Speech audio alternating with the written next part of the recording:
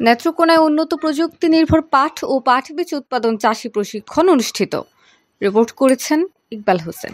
এবং একটা সুদিনের একটা অতীত ছিল, যেটা হয়তো মাঝখানে একটু কমে গেছে। তারপরে পাট উন্নয়ন চেষ্টা করছে এবং এই বিভিন্ন সময় সরকারের বিভিন্ন বরাদ্দ এবং যে আছে সোনালী আঁশের সোনার দেশ, পরিবেশ বান্ধব বাংলাদেশ, এই স্লোগানে নেত্রকোনায় উন্নত প্রযুক্তি নির্ভর পাট ও পাট বীজ উৎপাদন এবং সম্প্রসারণ প্রকল্পভুক্ত পাট বীজ উৎপাদনকারী চাষী প্রশিক্ষণ অনুষ্ঠিত হয়েছে। আজ সকালে উপজেলা প্রশাসন ও পাট অধিদপ্তরের আয়োজনে উপজেলা নির্বাহী অফিসার তানিয়া তাবাসসুমের সভাপতিত্বে উপজেলা পরিষদ হলরুমে এই চাষী প্রশিক্ষণ অনুষ্ঠিত হয়। এ সময় প্রধান অতিথি হিসেবে উপস্থিত ছিলেন পাট অধিদপ্তরের উপপ্রকল্প পরিচালক সৈয়দ ফারুক আহমেদ।